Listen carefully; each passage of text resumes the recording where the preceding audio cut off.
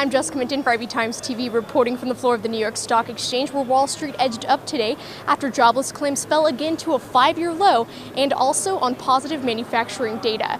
Kenny Polcari from O'Neill Securities will be speaking with us about the positive manufacturing data out of China, the U.S., and the Eurozone, and what this means for going into 2013. Manufacturing in China and the United States grew this month at the fastest pace in about 2 years. HSBC said its flash index of purchasing manager sentiment for China rose to 51.9 in January from December's final reading of 51.5, while U.S. manufacturing hit its highest since March 2011 at 56.1. The surveys released on Thursday indicate that the world economy may be gaining traction after a sluggish 2012. Manufacturing in China and the U.S. did particularly well with the surveys that came out today. Do you foresee manufacturing continuing to expand in 2013? Well, listen, I think we certainly have to see it continue to expand. I think the first half of 2013 is going to continue to be kind of this slow growth or this slow return.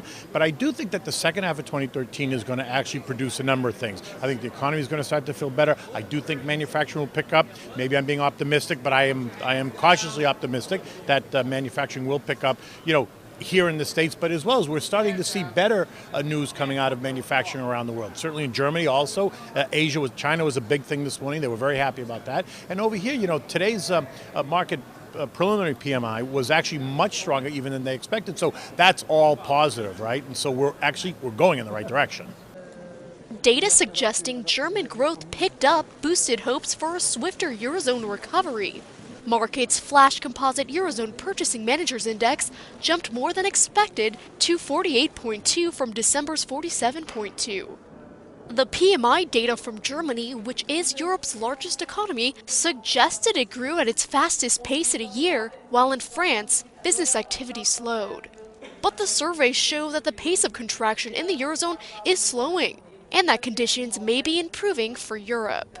And as you mentioned, surveys also showed positive news coming out of Germany. Is it at all possible for a return to growth happen for the first half of 2013 over there? Well, when you talk about the Eurozone, right? So the Eurozone, what was interesting what happened this morning was that the total Eurozone PMI number was still negative. It's below 50, although it is moving up, but it is still below 50. And that was because some of the individual countries are seeing contraction, right? Germany, on the other hand, actually showed some real strength. And so what I think you're going to see there is, I think you're going to see continued struggle. I think the worst for Europe is over in terms of recession. It's certainly not imploding the way it was a year ago. A year ago, we would have thought that, the whole place was going to implode. Germany, Greece was out, and Spain was on the edge, and France was on the edge. We don't see that at all anymore. So in fact, that's good, right? I'd like to see Germany be the lead in terms of manufacturing, and then hopefully the other countries, we'll start to see a turnaround in them. I think, though, that the consensus really is that Europe in the Eurozone is going to continue to struggle this year, but there is, I think, a light towards the end of the tunnel. Data released on Friday includes new home sales, which economists predict to edge up. I'm Jessica Minton for IB Times TV, reporting from the New York Stock Exchange.